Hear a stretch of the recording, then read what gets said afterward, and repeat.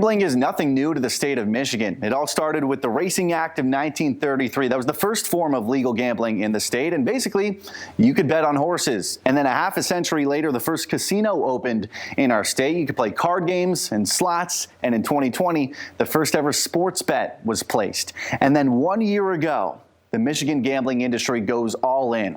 Lawmakers giving the green light to gamble online, helping the state hit the jackpot, but putting compulsive addictions on high alert. Now I wanted to take an in-depth look at how the betting landscape has changed and the impact it's had on people in Michigan. At BetMGM, online casino is in good hands.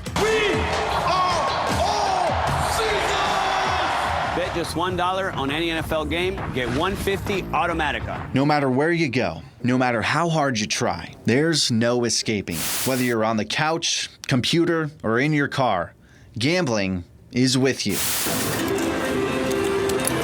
Even if you don't participate, it's now a part of your life. But for some, like Michael Burke in Portage, gambling is nothing new. My gambling started out in Vegas, of all places. We'd go once a year. It was just fun. I had plenty of money. I had a great law practice, so money was never an issue.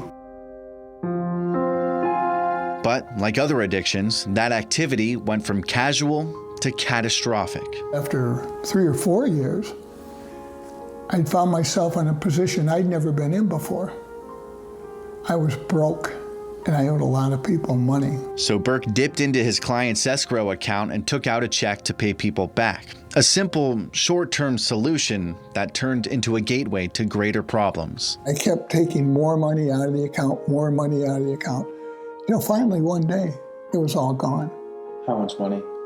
$1.6 million. Wow. Burke ended up turning himself in. And in the very courtroom where he practiced law for a quarter of a century, he was sentenced to 3 years in state prison. The gambling story is always basically the same story. The game might be different, the amount of money gambled might be different, but the devastation to the individual gambler and the devastation to the family, it's just unbelievable. Burke's story is more than 20 years old, but it's one that still applies today. And now that you can carry a casino in your pocket, it's more relevant than ever. In January 2021, Michigan became the 15th state to legalize online gambling. But an increased access means an increased risk. In the 90s, the National Opinion Research Center found anyone living in a 50-mile radius of a casino twice as likely to become a problem gambler.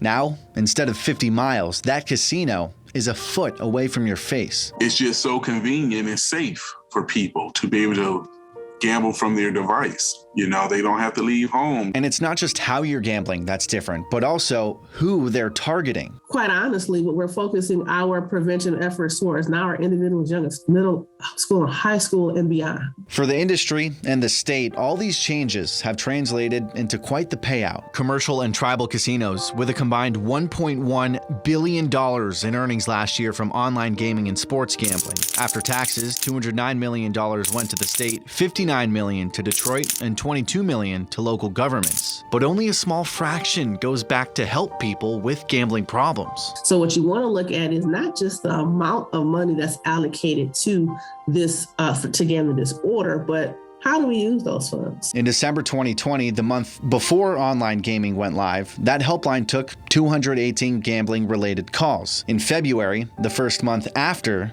that number more than doubled to 563. The yearly breakdown shows a similar trend, close to 1,600 calls in 2020, more than 3,600 in 2021. A remarkable increase, but one that leaves us with more questions than answers. I think it's going to take a little more time before we're able to actually use the numbers as a definitive measure to determine if this increased access to gambling is significantly increasing or propelling gambling disorder activity. Still, the MDHHS isn't taking any chances. Let's say you're making an anonymous call to the helpline.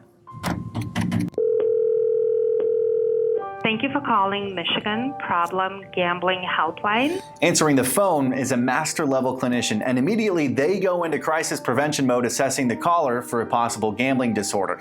So what they do is they ask a series of 17 questions like, do you find yourself lying about the amount of gambling you're doing, or do you gamble even more to cover for your losses? And if you answer yes to 5 or more of those questions, then you're flagged as a problem gambler and likely directed to further treatment. We then reach out to our clinical panel, find a clinician that's in their area, and set them up with a clinician to start their counseling sessions where they're able to have up to 12 clinical sessions with a clinician to help them with the gambling disorder. Surprisingly, the 3,600 calls to the helpline in 2021 only translated to an additional 104 treatment referrals, a slight increase, crippled by the stigma surrounding what Lucas calls the hidden addiction. People won't often acknowledge that they have gambling disorder because it's perceived as an issue with lack of control or lack of self-discipline. The National Council on Problem Gambling says gambling has the highest rate of intentional suicide out of any other addiction,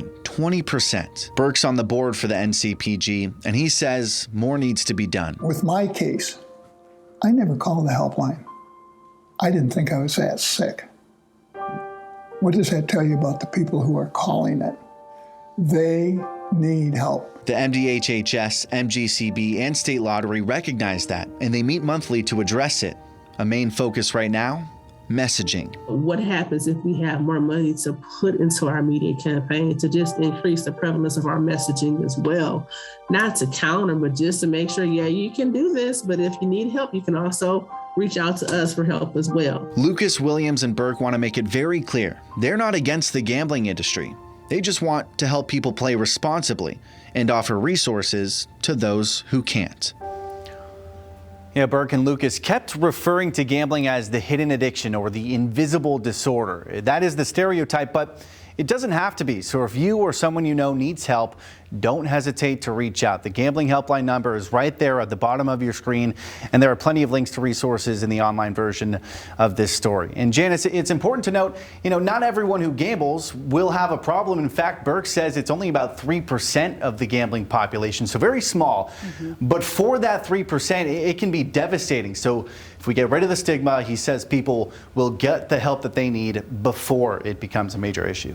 So good to take a look at this issue now, Max, because we see the commercials all the time. You see the billboards, and it's more accessible now than ever, as you mentioned. It's everywhere you go, and it's only going to continue. These online gamblings, the access is not going anywhere. So if we can change something, let's change the resources and the help for people who might develop, problems on the back end.